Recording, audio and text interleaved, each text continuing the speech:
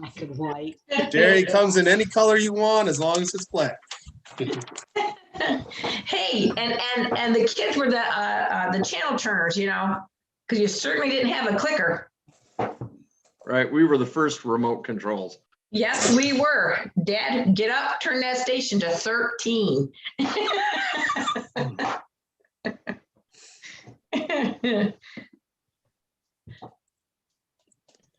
I do appreciate the lag in internet service though, because it's like, oh, we used to get up and adjust the antennas.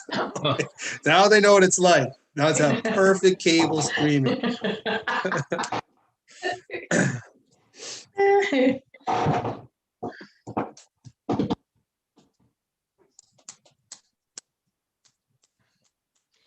James, does Doug play baseball? Yes, Okay, I know. Is he JV or varsity? JV. Okay, my teaching partner's coming in tomorrow. You guys are playing Bedford tomorrow, right? I believe so. I think we're hosting, right? Yes, I believe you are. Double Yes. header? Yeah. He said to me, he says, "Hey, how's your Blissfield team?" I says, "What do you want to know?" And he says, "Well, I want to know how good they are." And I says, "Well, what you going to give me if I find out?" They're pretty, you know, they're a JV squad, but they're pretty good. I think they only have 2 losses, 6-2, 5-2. Are they?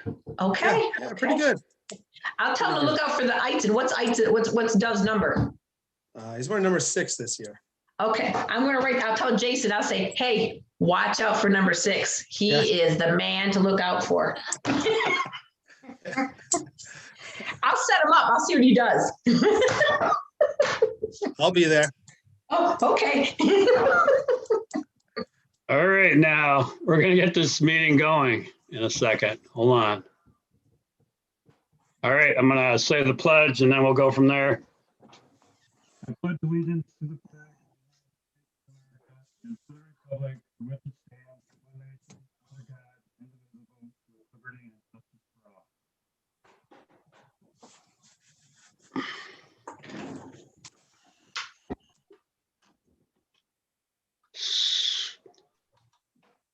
So Lisa, are there any visitors?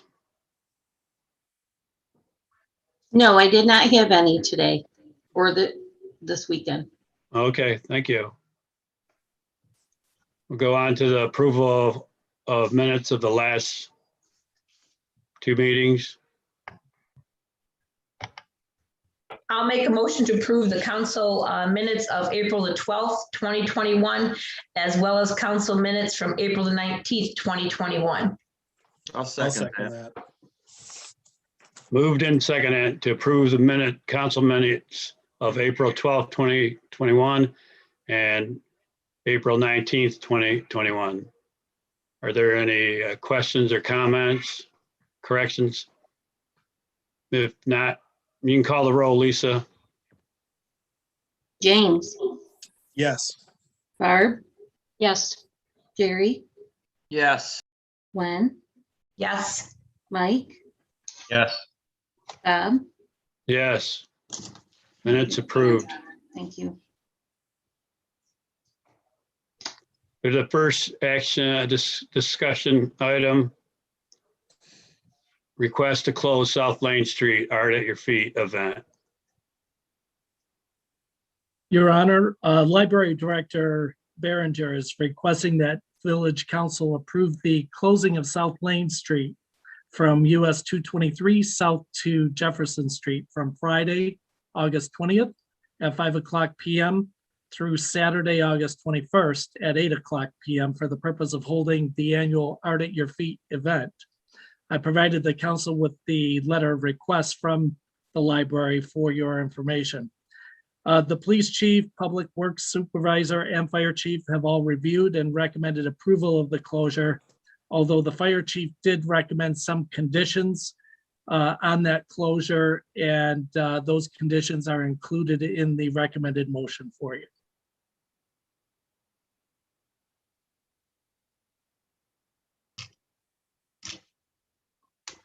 Anybody have any questions? No. I think it was a good thing to include the fire chief. We've never done that before, but we probably should have done that. So with that being said, if could entertain a motion. I'll make the motion to approve the request from the Schultz Homes Memorial Library to close South Lane Street from US 223 south to Jefferson Street from Friday, August 20th, 2021 at 5 p.m. through Saturday, August 21st, 2021 at 8 p.m. for the purpose of holding the annual Art at Your Feet event with the following conditions as recommended by the fire chief. The fire department shall at all times have the ability for its medical staff to park ambulances outside of the event area and walk to a patient during a medical emergency. And number two, all events shall be immediately canceled and the area vacated during any fire incident occurring within the event area at the direction of the fire chief. Second Barb's motion.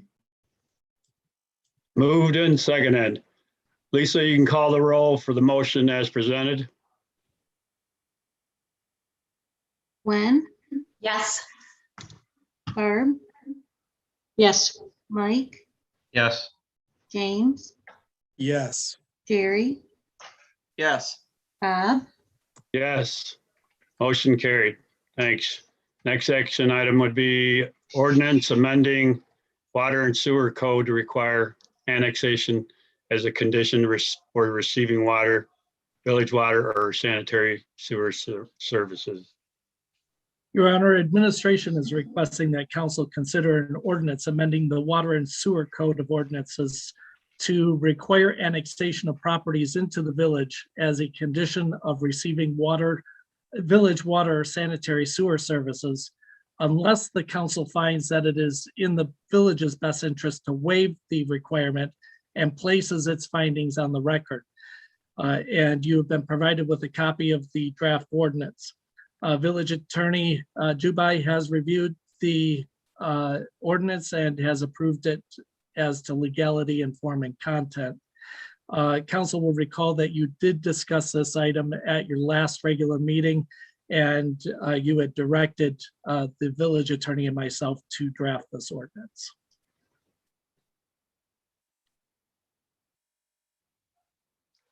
Are there any questions? I have a question, Darwin. I don't know if you'll be able to address it, simply because it looks like it's more history. Hang on, let me get to that page. If I'm understanding correctly, and maybe I'm getting just a little bit ahead of myself, drats. But you know the list that has all of the folks that have sewer or water that are Yes. not in the village limits? Yes.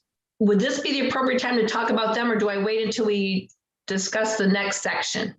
No, you can discuss that now if you would like to do so, because it is relevant to this ordinance. Okay, Mike, maybe you could, and I address you because you've been on council the longest. There are 29 names there.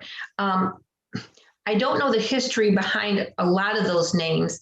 I know a little bit just simply out here on North Blissfield Highway because of where I live. But how did all of that come to be? Do you have a synopsis of how that happened? That there's 29 names of those people that are not residents, but yet they're receiving the water service, for lack of better words. I don't, Gwen. A lot of them were before me. Were they? Some were during my tenure, and that was their same request, was to access village water. And I believe the majorities probably don't have sewer. Is that correct, Darwin? That is correct from what I understand. Okay, because the only, and I don't know enough about what the numbers mean. I can see that the folks, Bangor, Loveland, and Yost have no sewer here on Blissfield Highway, as well as a resident on Gibson Street. But the ones above that, I don't know if when you see a 20 water OV 5/8, if that just means it's water, or if that means that's sewer included. I wasn't sure how to read that. Yeah, I believe that is just water. Okay. The second list with the South Blissfield Highway and Gibson, those are properties that have village water, but no sewer. No sewer, okay. And are in the village.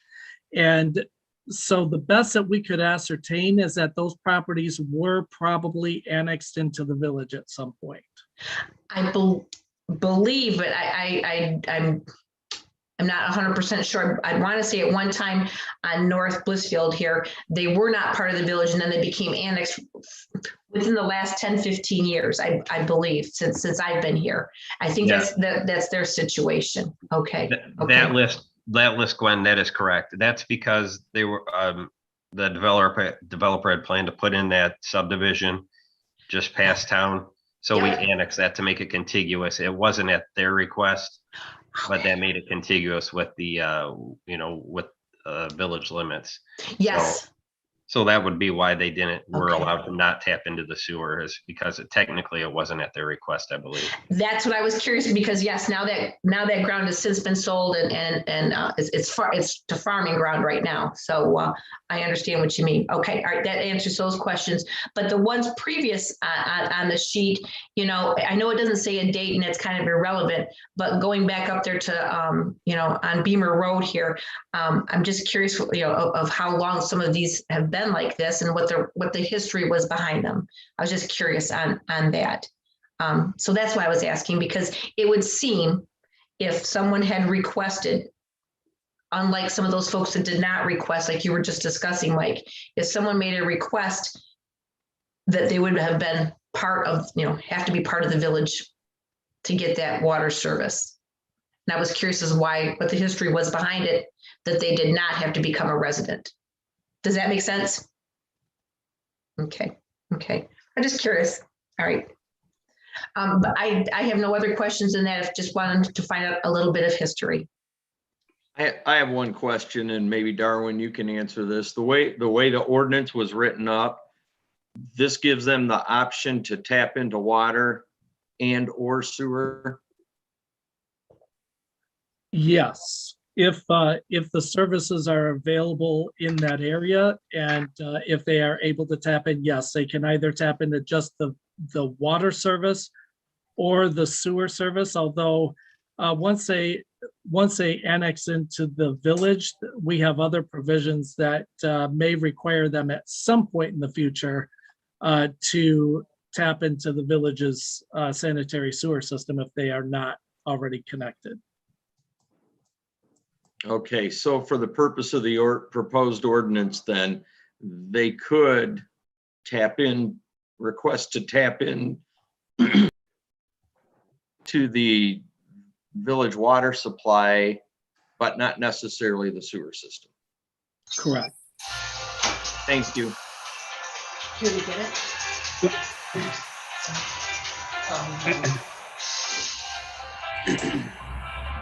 So Darwin, if they didn't have sewer service, would they still have to pay that? They would not pay for the sewer service. Okay, yeah, all right. What are we obligated to provide if we do annex them into the village? We would be obligated to provide them with all of the services that we provide to any other property in the village. We would have to provide them with police services. Leaf collection, spraying, Yes. mosquito spraying, DPW services, all that kind of stuff. Street. What about things like streetlights, sidewalks, curbs? Only if we ended up taking jurisdiction of the streets as well, and that would be a separate issue altogether. Because we would have to go through a process of adding those streets to the village's street system through MDOT.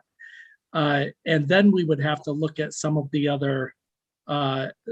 those other services that are street related. So I didn't see some other houses on this list. On MacArthur Street there, or actually on the North Lane, the two houses, one on either side of MacArthur Street, but facing North Lane. I'm going to assume then they are part of the village. I don't have a map in front of me, but I know that the house next door to the Baileys is not in the village. It's in the township. That's the one to the east of them? The one to the east of them. Okay. The chief house is around MacArthur, part of the village now yes. Like Jarvis said, the one next door to the Baileys is not. So. Well, I think that it's it seems like it's an ordinance obviously is needed. We have, I think I'll recognize that. And I don't have a whole lot more to say than I think we needed it, and now we're gonna get it, hopefully. Is it needed? Well, How many other properties out there are looking to connect to our village services? And I say that not tongue in cheek. I say that going back to having to offer services to those properties, becoming a paying, contributing member to the water, I think is different than becoming a member of the village and receiving all those services in return. So, and I also question the fact that we've allowed so many prior to. Are we going to have to go back and annex them into it? No. And that brings up the situation that we're seeing in Sylvania that I alluded to last meeting. There's lawsuits going on, and it's going to be costly to bring those people into the fold. I understand the subdivisions being annexed in, but the ones and twos along the way, I don't know if we're being prohibitive here and eliminating them from potential water, becoming water customers before village customers. So I don't know. I can see this both ways at the moment. I'm with you there, sort of, kind of, James. I guess at this moment, even though I know our Bailey's comment is coming up next after this particular part of our meeting, how this is just how Gwen's looking at it, is we have numbers 1 through 29. In my world, I would not go back and ask any of them to become you can't make them come back to be a village resident, if you will, to collect their monies for taxes. In my opinion, we certainly can't go back and do that. It's what is done is done. However, I would hope that going forward, that if this were to occur, we would be able to say very clearly, instead of this ambiguity. You know what I'm trying to say? Thank you. Anyhow, I can't get it out. Blah blah blah. Anyhow, that it would be very cut and dry. I guess that's why I'm looking at the ordinance. It would be cut and dry. You need to be a village resident in order to receive these services. I'm not saying that the Baileys have to do that right now. That's not what I'm saying. But I'm saying going after the Baileys is when I would do it. That's what I'm looking at. And one of the things that the council should consider is that we have the 20-some properties that we've extended water services to and didn't require them to annex into the village. I believe Brandon got a report from the township on about 11 or 14 of those properties, and those alone account for over $1 million in taxable value, which means about $16,000 a year in property taxes to the village, just general property taxes. So every time that we add another property, we provide services to another property and we don't require them to annex in, is another property that, again, the village isn't collecting tax dollars on, but they are receiving village services and village benefits, at least water and potentially sewer services.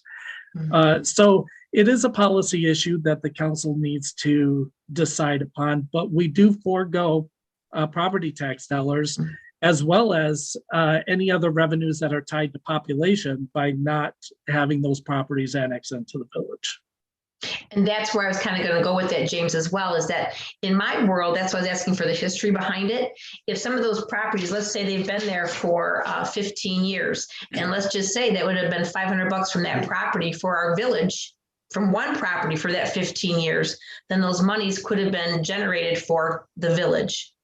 And that's kind of where I was looking at it as why did this happen in the past?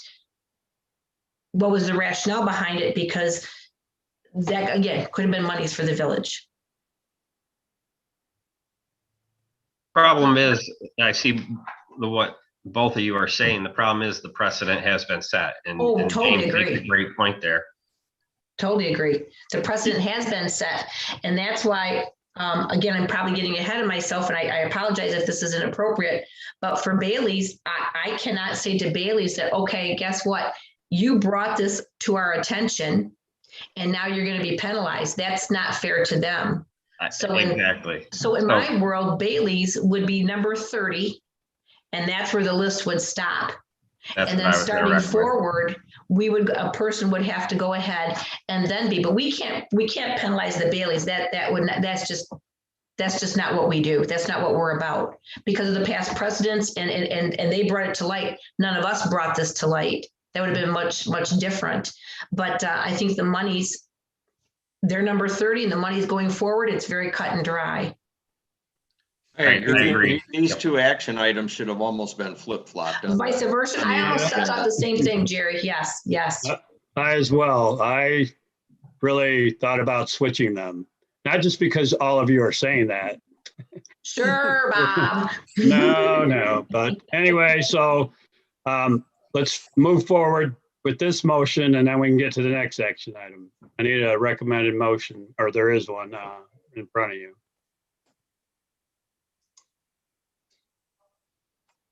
I will make the motion to adopt as presented the ordinance to amend section 147.002 of chapter 2046 water service and section 149.004 of chapter 2026 sewer service of the Village of Blissfield Code of Ordinances to require annexation of properties into the village as a condition for receiving village water or sewer services unless waived by village council.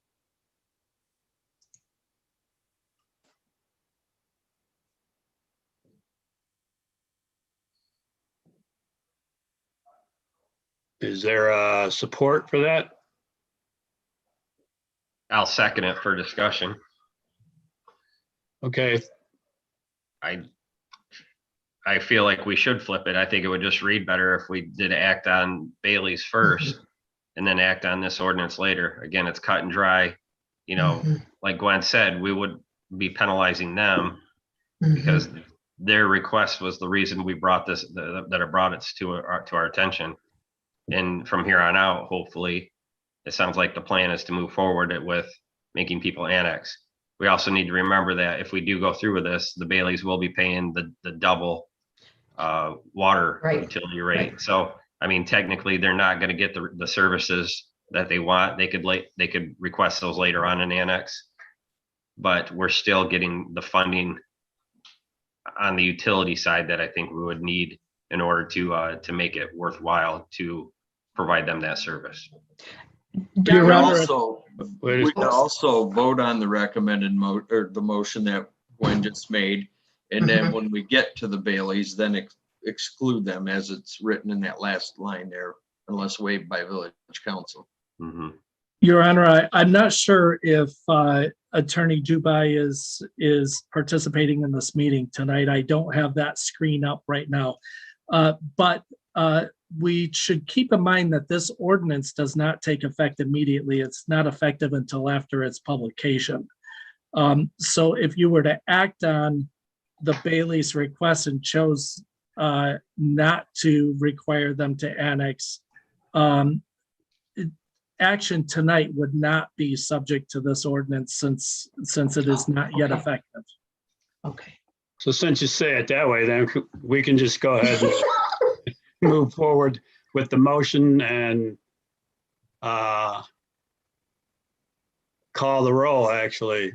I would like clarification from the village attorney if he is present tonight. Darwin, I believe he was feeling under the weather and wasn't sure if he'd be able to join tonight. Well, the ordinance is not effective until after its publication. So, so if you took action on the Bailey's request tonight, it would not be subject to this ordinance. Okay. All right, that's good to hear.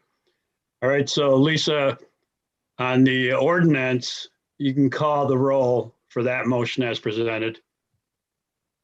Jerry, Yes. Gwen, Yes. Mike, Yes. James, Yes. Barb, Yes. Bob, Yes, motion carried. Thanks. Next action item is request for water service 101 MacArthur Street, Dan and Ashley Bailey. Your Honor, Blissfield Township residents Dan and Ashley Bailey are requesting permission to connect their home into the village's water system due to the poor quality of their water and other concerns. We discussed this at council's April 12th regular meeting. And so you've got the same information presented tonight. And I'm happy to answer any questions that council may have regarding this matter. Looking at the motion, Darwin, how it's written, what would need to be, is there anything that needs to be changed since we've just went through our previous motion and ordinance? Let's see. Number one, condition okay. number one would be stricken. But items 2 and 3, the rest of the motion, I believe, Okay. would still apply. Okay. Well, I would make the motion to approve the request from Dan and Ashley Bailey, 101 MacArthur Street, to connect their property to the village's water system with the following conditions. The property owners obtain all necessary permits prior to connecting to the village's water system at their expense and in accordance with all state and local laws, policies, and regulations. And the property owners shall install their property water service line and make the necessary connection to the village's water system at their expense, with the village attorney and village administrator to be authorized to cooperate and coordinate with the property owners, Blissfield Township and Lenawee County, to assist in meeting these conditions. I will second that.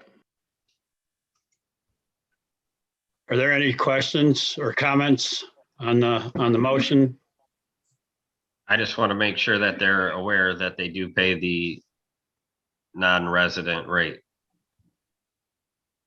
You'll help make sure they know that, Darwin?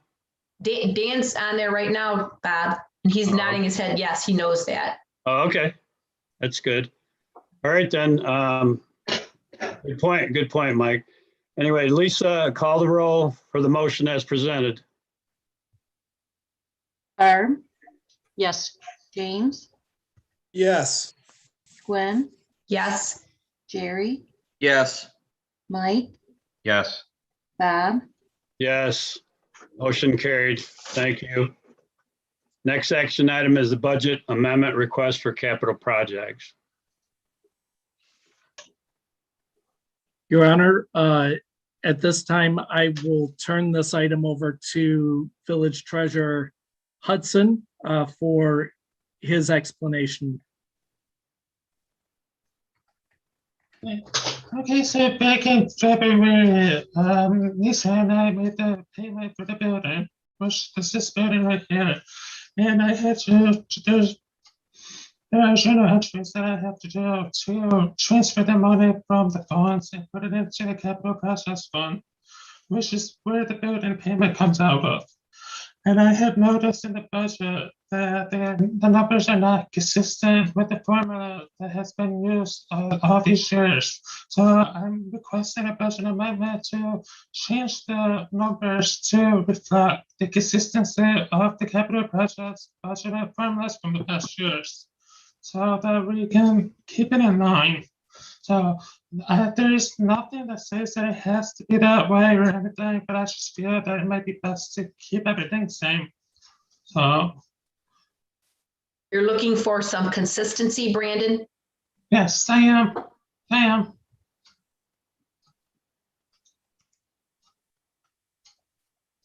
Any other questions? Then we have a recommended motion. I'll make a motion that we adopt the budget amendments as presented in the budget amendment template that Brandon presented. I'll second that. Moved and seconded to adopt the budget amendments as presented in the budget amendment template. Any other comments or questions? If not, you can call the roll, Lisa. James, Yes. Jerry, Yes. Mike, Yes. Barb, Yes, Gwen, Yes. Bob, Yes, motion carried. Thank you. Next action item is lead and copper rules administrative consent order, collaborative Village of Clinton. Your Honor, the Village of Clinton is requesting that Blissfield tentatively express its willingness to participate with the Village of Clinton to seek more favorable terms with an administrative consent order from the Michigan Department of Environment, Great Lakes and Energy, or EGLE, relating to the state's requirements that municipalities replace private water service lines containing lead.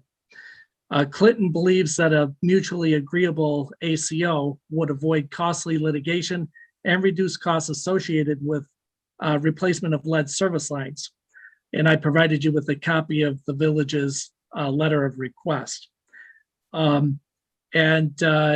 have not received anything back from Attorney Jubai regarding his recommendation on this matter, although I do believe that council had previously adopted a motion supporting any litigation that would result from the challenge to the state's order that general law villages pay for lead water service line replacements.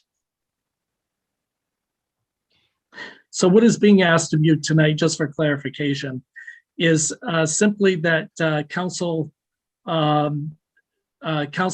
express the village's tentative interest in considering a formal agreement. What would happen then if you adopt this motion tonight is that the Village of Clinton would provide us with a formal agreement that would come back to council for your consideration for approval. Mike, maybe you would remember this, and Barb as well. And Bob, wasn't there something that we got into another group with some other villages about Eagle or the state of Michigan, and we piggybacked with them, collaborated with them about some of the requests that the state of Michigan is making regarding our water? Didn't we do something like that last year? I don't remember what the name of it was, of course, but I thought we had done something similar to this before, Darwin. I didn't know if you had heard about that. I do remember seeing something in minutes from, I think, last year. Yeah. That you had approved participating in that group Yes. if litigation was necessary. But it seemed like it was a bigger group than just Clinton. It seemed like there were some other villages, towns that were part of that group as well. Do you recall that, Darwin? I don't recall. My impression was that it was a larger group. Yes. I don't recall exactly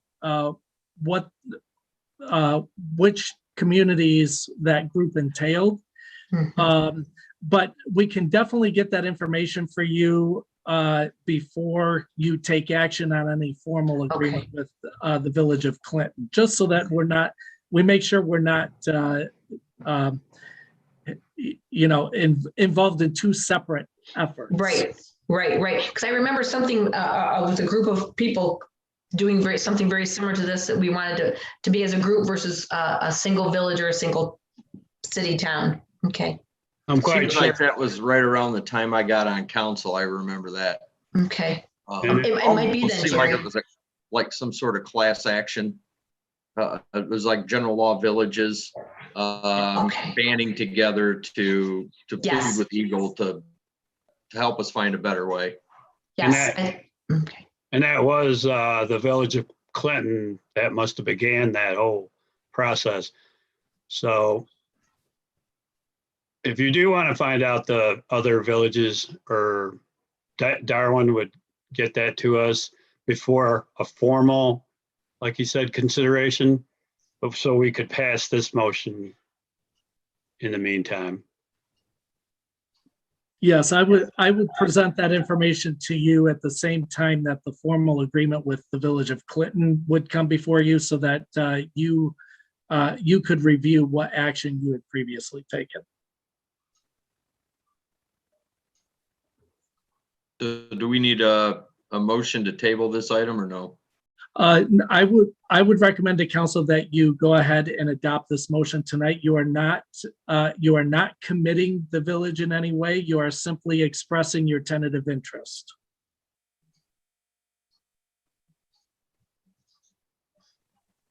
I'll make a motion, council, express the Village of Blissfield's tentative interest in considering a formal agreement to participate with the Village of Clinton to seek more favorable terms to an administrative consent order from Michigan Eagle on any requirements for general law villages to replace private lead water service lines and to contribute $2,500 towards the legal costs if litigation is necessary, with said agreement to be presented to council for consideration for approval.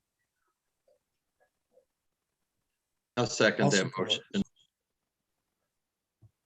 Moved and seconded. On the Darwin, do we know what exactly that the plan is? Is it to draw it out so that the timeline requirements are greater, or that the village, does have to pay for it, or that property owners have to pay for it? What exactly are they gonna argue, I guess, Darwin? Or do we not? I had a private conversation with village manager Cornish on this. He prefers that we not divulge what legal remedies the Village of Clinton and the group would be looking at. If we wanted to go into closed session with Attorney Jubai to discuss that further at the time that there's the formal agreement comes before you, we can do that.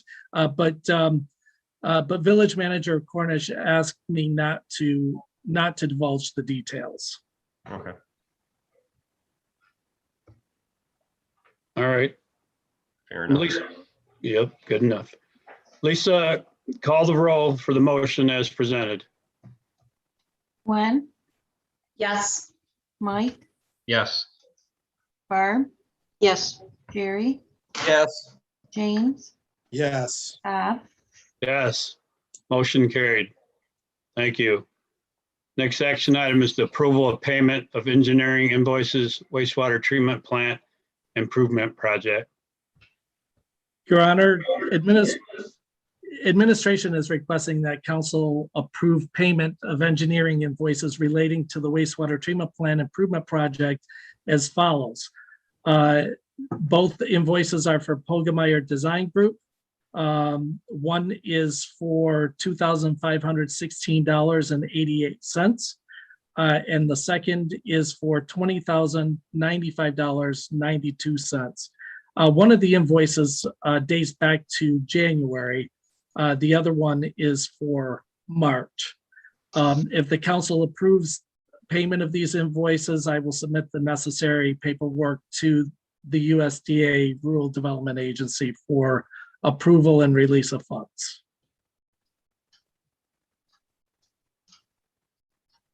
I just have the question, and Darwin, why is the one from January, please? That I don't know, President Pro Tem. I don't know what the delay was in submitting that to us, but I did review all of the payments we've made to Pogemeyer, and there was no invoice submitted for January. So this was not an error on our end. No. Okay. Thank you.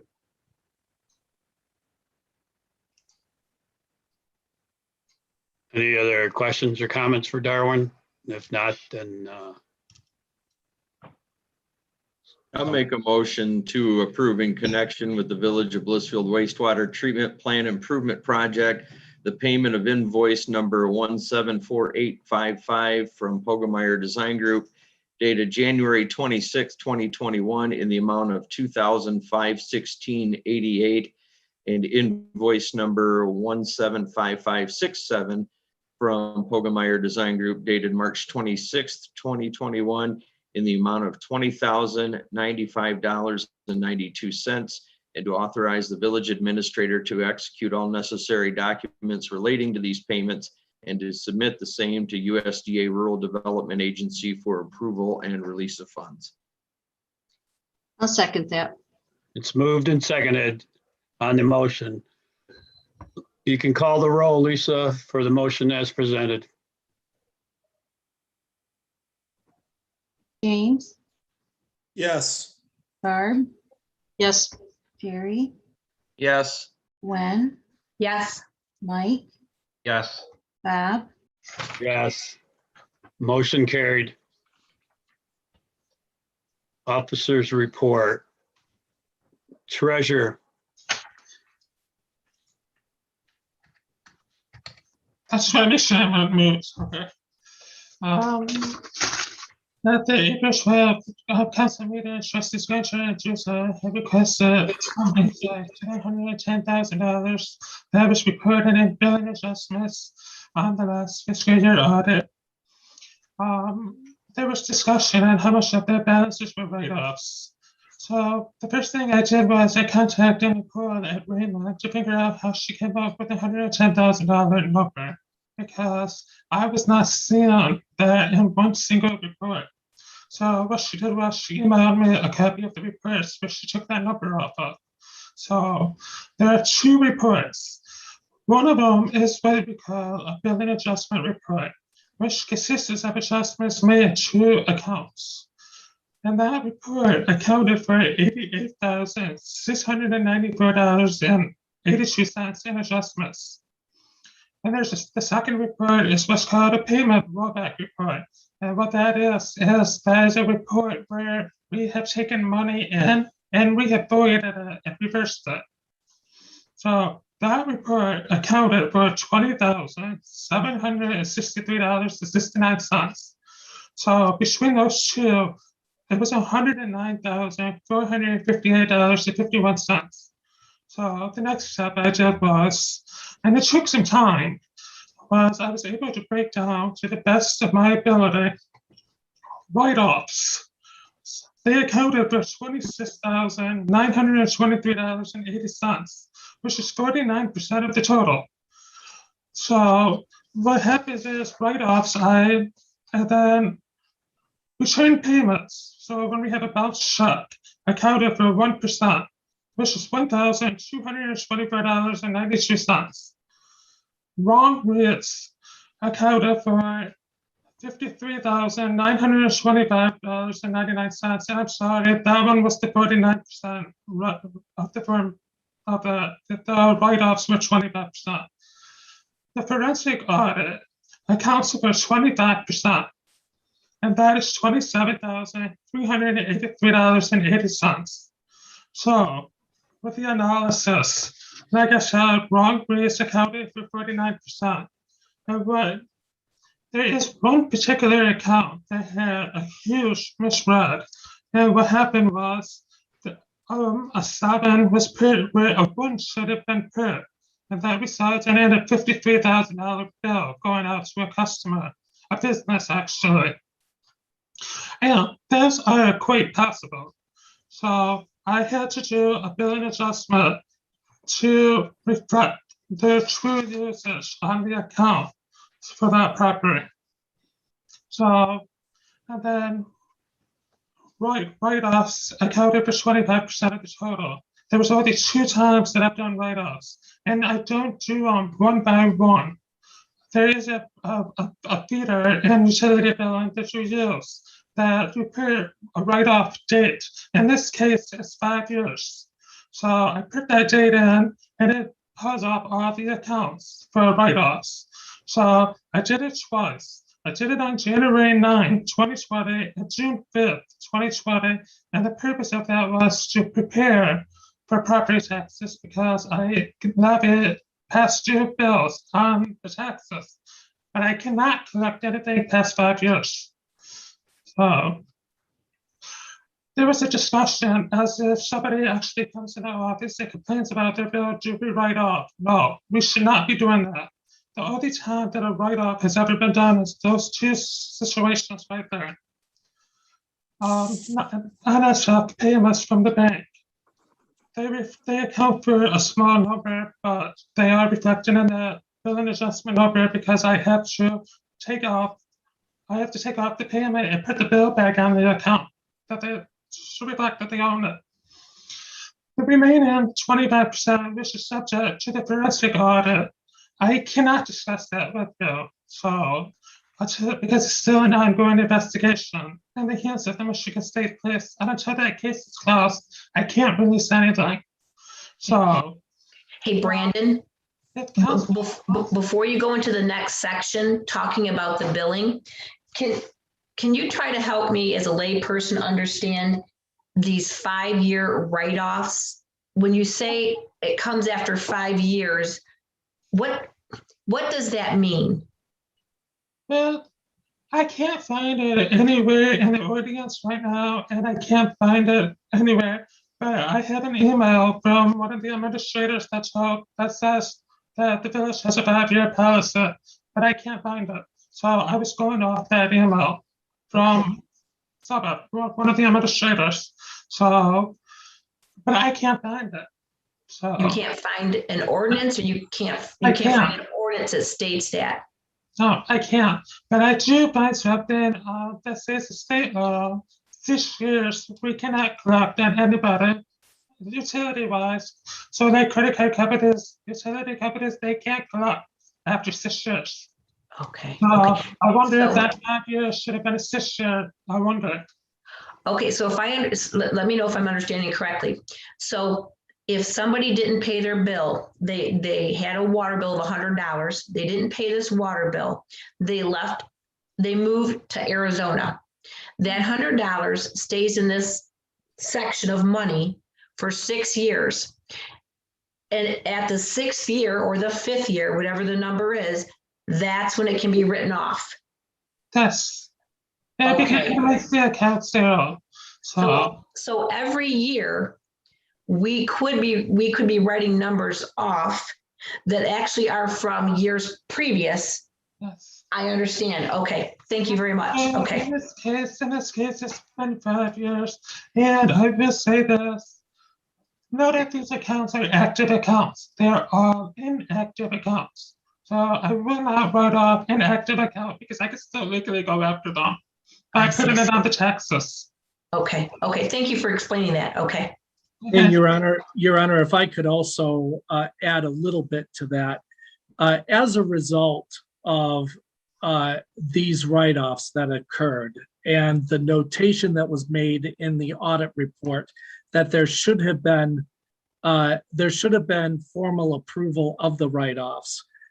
We have instituted a new policy that requires these write-offs to be submitted to the council in May of each year for council to take formal action to approve those write-offs before they actually occur. So that will happen from this point forward, and I believe Brandon will be bringing those to you. Brandon, you've got a list that will be coming to council in May. Yeah, I will be running the list around. I have to turn everything over to the county by like around May 25th. So I will have a list for the first council meeting in May for your approval. When we see that information in Darwin / Brandon, is it going to be just a lump sum of money, or will there be a detail of where that money is from? I'm gonna give you a detailed report that shows Okay. every account, and it will have a lump sum in the bottom of it. Beautiful, beautiful. Okay, thank you for that. Yeah, we've not seen that before. That sounds very interesting. Mhm. Yes. So, like Donna said, I had that report in the first meeting in May so that I could get prepared later on in the month.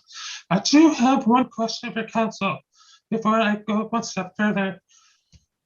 Because of the pandemic and everything, and everybody's struggling to make their payments, there's still a lot of people out there calling us to make payment plans and everything. My question for you is, do you still want me to levy the water bills on the taxes this year? What does that mean, Brandon? I think I know, but can you explain that to me? So if somebody owes $900 on their water bill past due, I can only go back 5 months, so 5 or 6 months, I'm sorry. So it has to be older than that. So let's say somebody owns $1,500, but 900 of that is 6 months past due. I could put that on their property taxes. And when they pay the property taxes, we'll get the money. In most cases, it's going to come from a mortgage company because they have an escrow. So, do you want me to go ahead and still do that this year? That's something that you've done in the past? Yes. But the reason why I'm asking this year is because of the pandemic. With the struggling people out there. I will say that a lot of people got their stimulus money. I have had a lot of people pay off their accounts with that money. So I know there are people that are truly struggling to make these payments. I get that people are struggling, times are crappy right now with the pandemic, but it's bill's not a fair bill. to everybody else that's paying their bills. And all that would do is Yeah. dig ourselves into a deeper hole than where we're at now. I think Yeah. it's the right thing to do is to charge these people for the utilities that they used. And if it has to go on to the, if it has to go onto their taxes, then so be it. I would concur with that. I would agree. Okay. So like Darwin had explained, I'm gonna bring those papers to you for the write-offs, and then we'll go from there.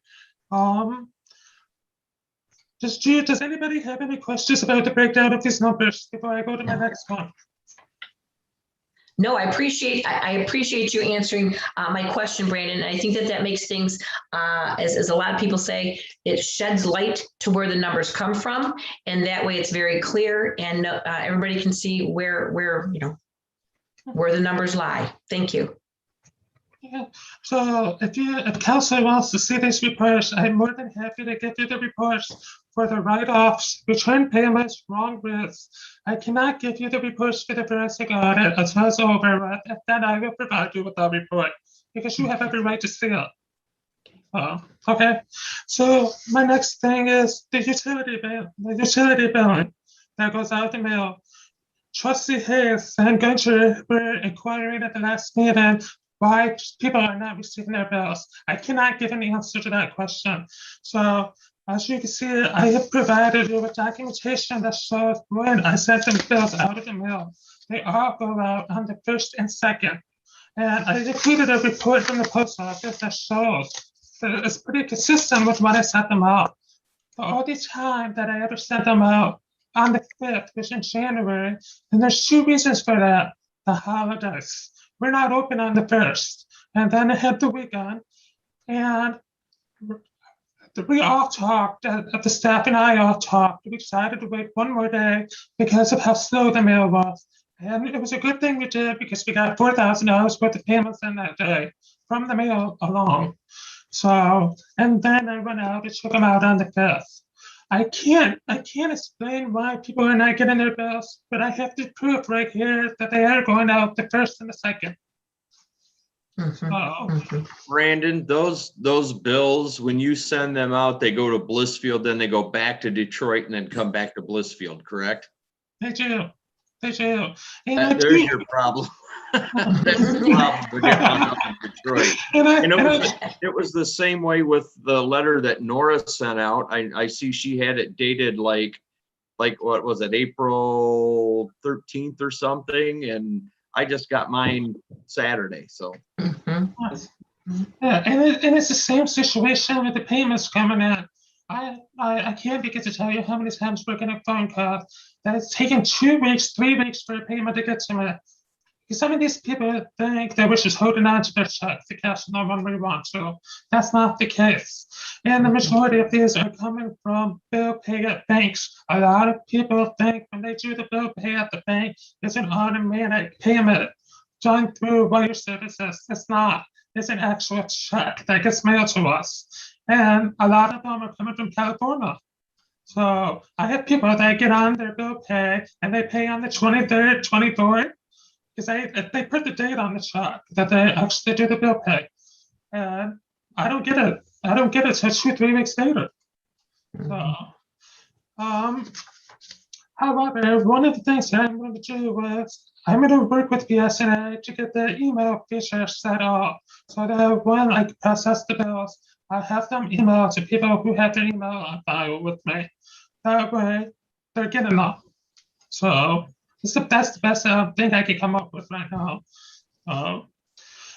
The last thing is Brandon, can you go to the post office and speak with the postmaster there? I know you have the ability to keep those bills in Blissfield. They do not need to be sent up to Detroit, but it does have to be prearranged with the postmaster. So please visit the post office, speak with her, and get something set up so we can avoid this going forward. Even though we have a bulk mail permit, I don't know if that changes things or not. Well, I will go visit. yeah, you'll just have to go to the post office, Yeah. Okay. find out. Okay, thank you for pointing that out because I did not know that. Okay, I'm making myself a mental note right now. Okay, so last thing on my list, our previous administrator, Bri, has been working on trying to get donations to help people that are struggling with their utility bills. And one of the things, and he was able to get 2 donations to us, and they account for $500. The problem is there's no good system to apply these payments to people's accounts because you can't just put names in a hat and then have people talk in that. Let's say, for example, I picked one of my own friends, Holly picked one of her own friends, Lisa picked one of her own friends. And then we're going to have whiplash coming at the office. How about friends? We don't have 2 people. Whiplash wasn't the best word, but it came out. So, and interim administrator McCurry had suggested just that I could see if I can find a way to pick the delinquent accounts and then apply it. Contact BSNA. If there is no way to do it, it would have to be done manually, and that's going to take hours to do because there are 379 delinquent accounts. So, and that changes every time. So back in December, it could have been 500. So when those checks were written. So I just don't know the best way to go forward. So I'm asking for your insight on it. I know there are some churches that help people in need like that, and they have specific accounts that people will donate to help. And that might be a possibility. You could give the money back to this person or persons and tell them they can go donate to the church, who will then choose people who know people that need help. And because they know the people, they know this one needs more help than this one, or, and that might be an alternative. That's not a bad idea, Barb. One of the checks could go back to the individual that donated. However, the other check is coming from an organization. So I don't know if an organization can write a check to another organization or not. I don't know. Right, probably not.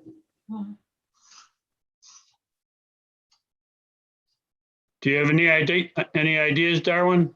I mean, I know you've discussed it.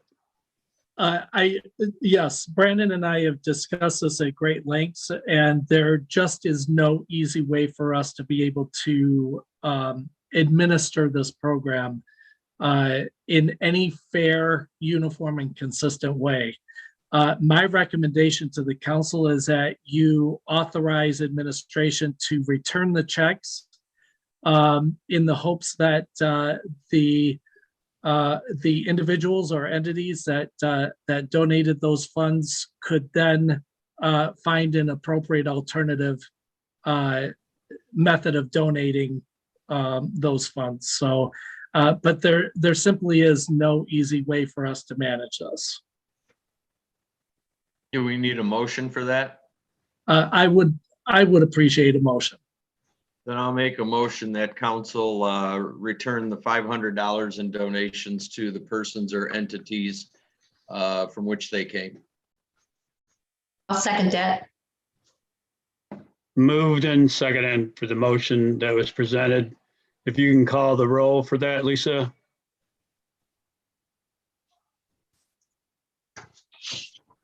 Barb, Yes. James, Yes. Jerry, Yes. Mike, Yes. Gwen, Yes. Bob, Yes. Motion carried. Thanks. Are you done, Brandon? Okay, thank you. Yep, I am done. Yes, yes. Okay. I've got a question for Brandon. Okay. I know we can't say a whole lot regarding the forensic audit, but is there a way that you can make contact with somebody, Brandon, and figure out what's going on with that? I don't want to know details, but I want to know, council wants to know, the public wants to know, where are we at with getting this thing reported to us and turned over to us? I want to know just as much as you do. However, I don't have contact with the Michigan State Police to follow up with them on it. I only have an email to Pam Moran because I was submitting them documentation, but that part's already done. So it's all in the hands of the Michigan State Police. So I really, I can't, I have to recuse myself of reaching out to them. I would recommend to council that you, because it is a valid question. It is frustrating that that it has taken as long as it has to move through this process. I would recommend to council that you direct that question to Village Attorney Jubai. He does have direct contact with the state police and the person conducting the investigation, and he's probably in the best position to be able to get an answer for you. Can we do that? Will you make that happen, Darwin? I can definitely make that happen for you. Thank you. All right. I think I was just gonna maybe if I turn my mic off. Thanks No, for thanks, Brandon, for everything that you did. We appreciate the details. I know. Thank you. You're welcome. Thank you. on to the clerk. I don't have anything today, thank you. The attorney's not here. Chief is at training.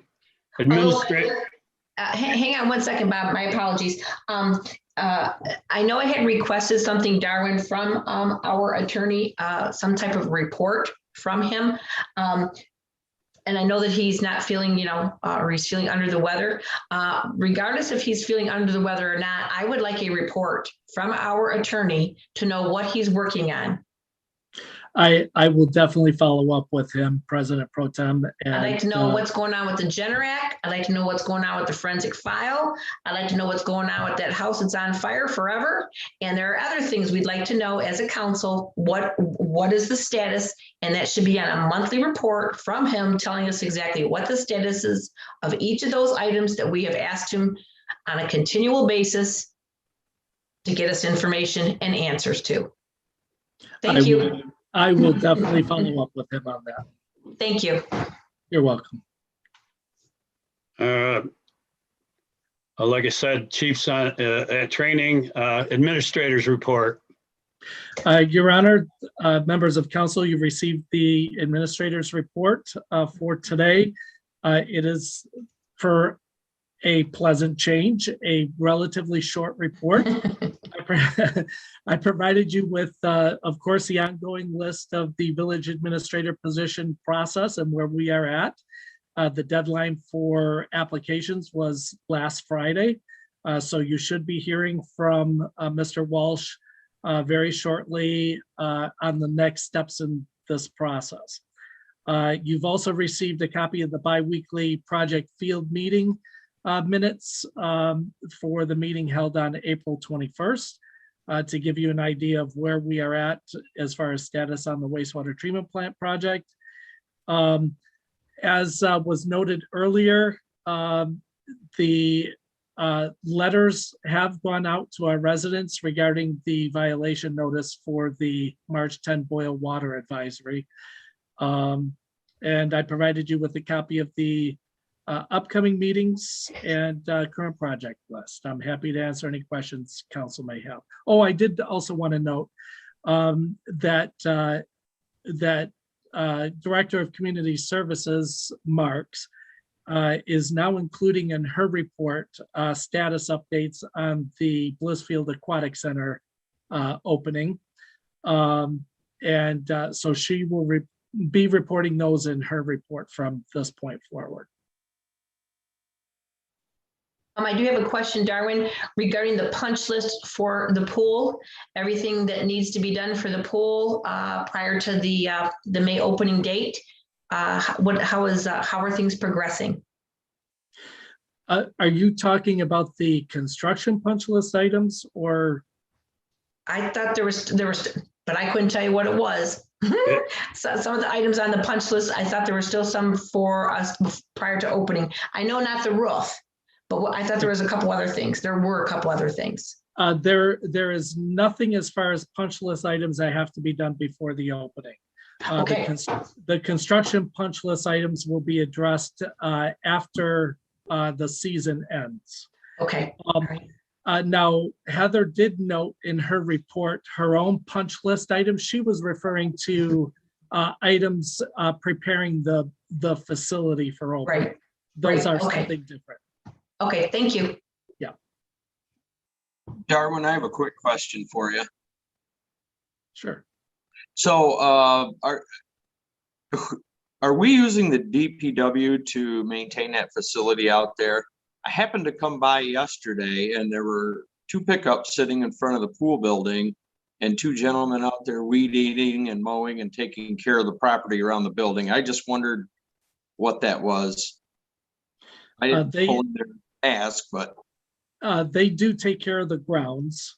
And DPW is also responsible for the some of the startup work for the building itself. right. They are handling some of the bathhouse startup items.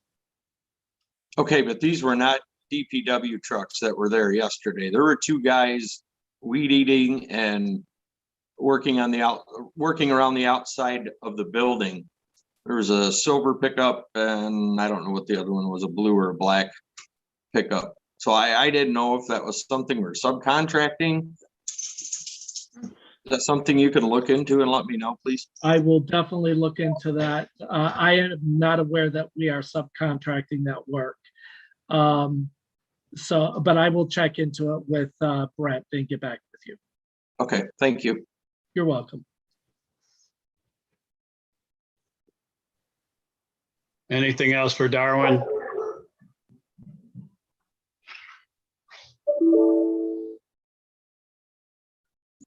If not, in our packet were those reports that Darwin had spoke about. The water treatment plant report. And permit list. Park and Recs, Heather Marks report and DDA report. Would council like to hear from those folks?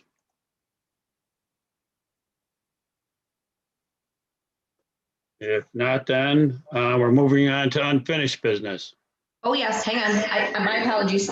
I just want to make a comment. I appreciate the water treatment notes from Nora. I just like to know, I'm certainly not trying to micromanage, but I do think with the reports, it gives us an idea of what's been going on, what's transpiring, or what they hope will be transpiring, because Nora explained about the part and what's going to be happening there. I don't know if she's with us or not. Nora, are you there? I am here. Thank you for the report, and I appreciate you explaining of the part that you're recommending that we need, but to wait because it's not budgeted in this fiscal year, but to wait to next fiscal year.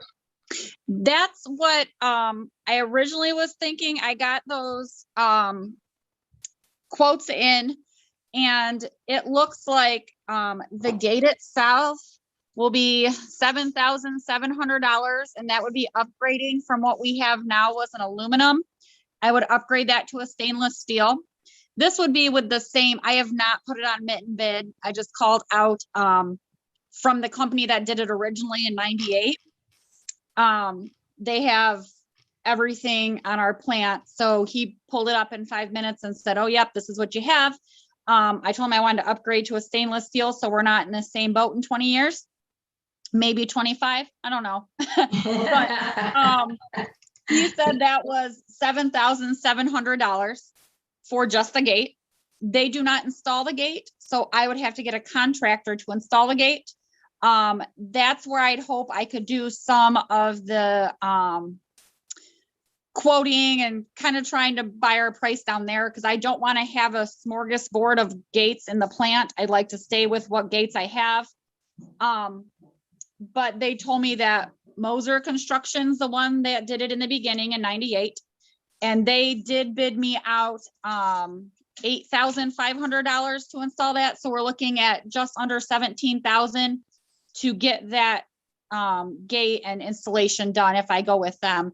I have asked PF Sylvan, who is working at the waste plant, also to quote that for me, just to get ideas before I put anything out on mitten bed. So definitely in the process of doing that. But if I understand you correctly, you're saying it's something that we can wait on for the completing the work in the October, November, hence the reason for the next budget. Is that correct? Correct. We usually do that maintenance that we need to close that gate. That's generally done January, February. Okay. So if we can, I can wait and do it like right away after budget. But we also, I have that $72,000 that we budgeted for the high service pump that we're not having to do. We did use 27,000 of that for that new water vendor system. So there is a chunk still sitting there. Okay. But I would, if we did that, I would try to wait towards the end of this fiscal year so that I know, less chance of anything else creating a hiccup before I use up that money. So. Was some of that money going to be for the installation of the cameras coming there for the new vendor? That we are going to kind of do on our own. We are going to go with either like a night owl or something like that. Police chief uses night owl. So if I went with something like that we can install, he can then also pick that up on his cell phones, like all of the police have. So I'm looking at something like that we can install. So maybe a few $100, nothing crazy. So. Okay. Great. Well, thank you. Yep, no problem. Nora, are we going to be receiving any reports from the new water vendor in your monthly reports? That's a great idea. I can't, Brandon has the backside of the vendor. So anything that comes through our authorized.net gateway, which would be our credit card gateway to the Blissfield State Bank, any of that kind of stuff. And he can pull those off per account or like active accounts. So that's something that maybe we can put in, but I don't know if it's something you want from Brandon, because he'll be the one that kind of is moving that money back and forth from that authorized.net to the bank. So that might be something you want to get from Brandon, but that's definitely doable. We have those capabilities of printing anything at any time. So Yeah, I'd like to see something like that for future investment to know where we need to make capital improvements and provide for residents. So, Okay. James, I can answer that question because I just looked at the bank account this morning because I look at it every morning. So the water plant vendor has been in service for a week now, and we're already at 1,300. I think it was 1,384 this morning. So in a week, we've made almost $1,500. And thus I can have a report. I'll put that in my monthly report for you, showing what we've made off that. If that's what you would like. That's what he would like. Nice idea, James. That's a good idea. James, I do want to point out that that $1,500 that Brandon's talking about is these people are we have a lot of farmers who put $300, $200 on their accounts. So this is all money we have received, but we have not put all of that water out yet. So they Okay. set up their account, they have a PIN number. So we have received that, but they haven't received their water for that amount. So it will probably get it in increments like that, big chunks. And then as they use it up. So I don't expect it to be that way all the time. Okay. Now that it's been the week and everybody's kind of trying to start and get their accounts up, and then we'll probably see a downflow until everybody, uses it up. And then I don't know if it'll be a monthly kind of swing or how we'll see it, but that'll be interesting to watch and see how that Yeah. pans out. Right. That does create a liability for the village. So it's worth noting for council. One thing that I do want to point out, if you get a question, there's been quite a few people that don't want to pay the credit card fees, which is at 3%. So if anybody approaches you, we are able to take payments here at the office with cash or check and upload it onto their account online. However, they have to establish their account before they come in the office because we are not going to do that because we do not want to know their PIN number. So that PIN number is their own. So if they establish that account, they can come in here. I've already had one farmer come in to do that. So that way they don't have to pay the credit card fees. So if anybody ever asks, we can take cash or check at the office. Great.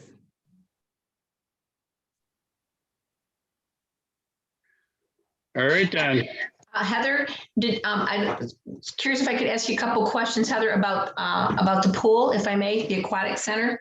As I was looking at your report, which, by the way, thank you very much for making the change so we can see exactly what's going on right now. When you say you're still accepting applications for employees, is that referring to the lifeguards? Yes, it is.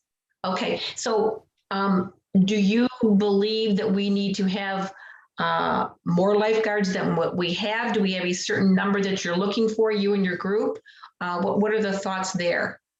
So right now I have the manager and assistant managers. They are starting to work on the schedule for the end of May, beginning of June.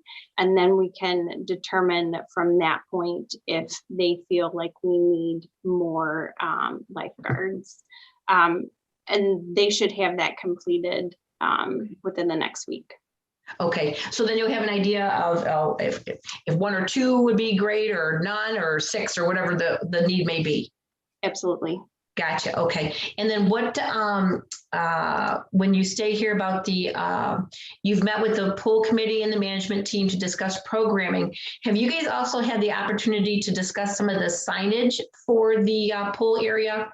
As far as, the rules and things like that. I remember that being an issue last year, that there was nothing posted for consistency basis at the pool. Absolutely. So that will be addressed and signs will be in place before the opening of the pool. Okay, I just didn't see that down there on your list, and I was, unless I missed it, which I very well could have. I see that you've got some ideas down here for some of your dive and movie nights, swim times, your senior times, and things like that. That sounds wonderful. Cameras, can you tell us a little bit about the cameras? So there will, we had an anonymous donor purchase the cameras for the aquatic center, and DPW will be placing those. And this is to allow myself, the police department, as well as Darwin, to be able to view the property and the facility at any time to make sure there are no issues. About how many cameras do you plan will be part of the purchase then? 8 were purchased. Oh, no kidding. Okay, so obviously inside the building as well as on the exterior of the building? Correct. Wow, nice. Okay, that's a beautiful thing. That's a big improvement from last year. Okay, cool. Okay. The walking club, how will people find out like about the adult softball league, the walking club, and the pool, or excuse me, the Olympic lanes there with the summer bowling league? How are those kind of things going to be given out and introduced to the public? So we will be using the paper. We will also be using social media, as well as we hope to put flyers, send them home for the ones that are for school kids to be able to participate in, so that they are aware. And those are, I apologize, those were just ideas that were mentioned. The walking club was hoping to start soon, hopefully May or June for that, but it's a virtual walking club, so people would participate on their own time. Okay. So these are not necessarily like this adult softball league. That has not been a commitment to that as of yet. That's just kind of in the works for a thought. Correct. So there are community members that have wanted these things to happen. So it's just a matter of seeing if they still want to participate in these programs and if they still want to take charge and lead the programming as well. Okay. Can you tell a little bit about this log removal on the 22nd of May? Absolutely. So the River Raisin Watershed Council helps with river cleanup along the River Raisin. And as such, they have agreed to do work here in Blissfield and remove the logs that are creating jams in the river. They provide all of the equipment needed, as well as instruction for the volunteers. So really, our residents would just need to sign up to help participate in removing the logs. Is it in a particular area of the river? I mean, how, so they are going to start near the water treatment plant, and they would continue through the park area. Okay. And then would you be using the signage as well, the signage to the park, for some of that information for the volunteers and things of that nature, Heather?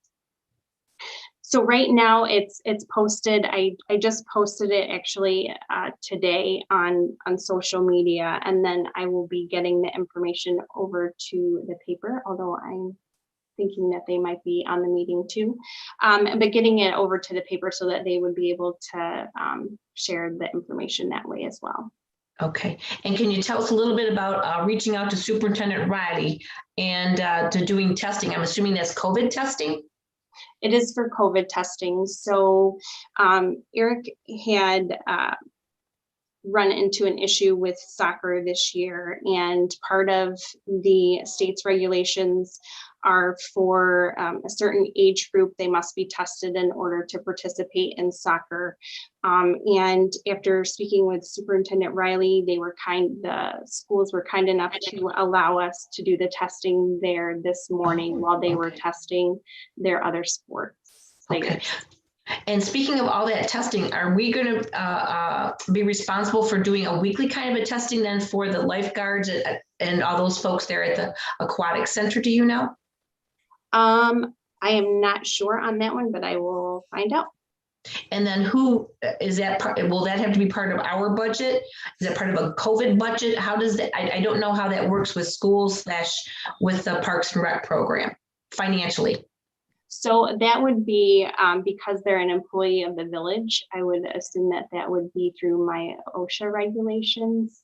Darwin, is that correct? As to Yes. whether or not they would be, there would be a requirement to be tested. So I know last year there was not, however, we will definitely make sure that their regulation hasn't changed for this year.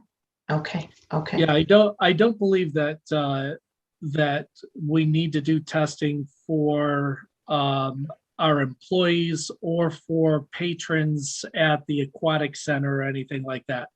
The testing requirement is for organized sports. Gotcha. Okay, okay. As far as our employees are concerned, they need to be doing their daily self-monitoring. And they are doing that either through reporting through the My Symptoms online app that we have set up, or they can do a hard copy assessment first thing in the morning before they report to work. But they are supposed to be doing that every morning. And then one more thing then, Heather, if you could tell us a little bit about this easy facility software that you plan to use.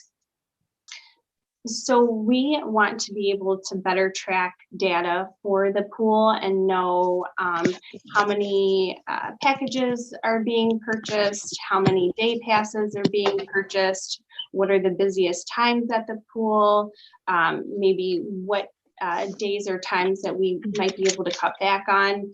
So easy facility software would allow us to do all of that data tracking, as well as scheduling different classes. So if you had a son that wanted to come take swim lessons from 5:30 to 6, we could do that here at the office, and then the pool would be able to see that instantly online. Okay, so when people come to the pool, there shouldn't be many transactions there. Then all the transactions monetarily and signing up through classes are going to be done then at the village office. Is that correct? At this time, we have it set up to be able. We hope to do it in both places. In both places. Okay. All right. Thank you. Okay. Thanks, Heather. Those are all my questions. I appreciate your patience. Okay.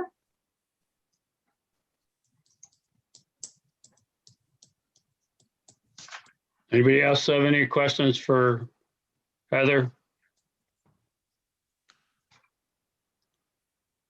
If not, then we'll go on to unfinished business.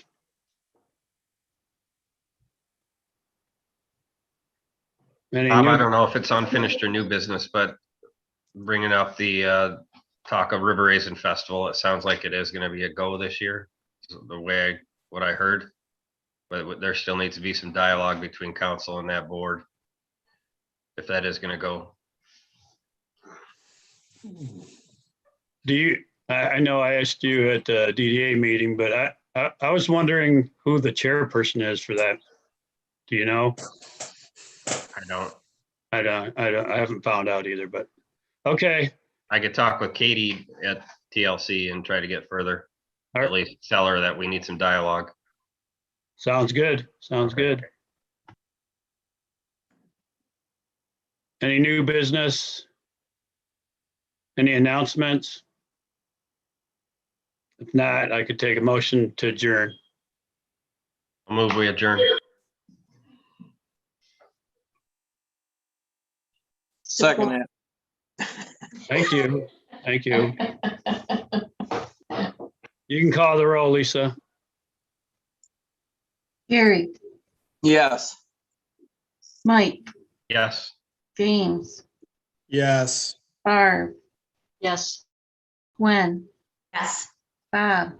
Yes. Meeting adjourned. Thank you. Thank Thanks, you, everybody. everybody. Bye-bye.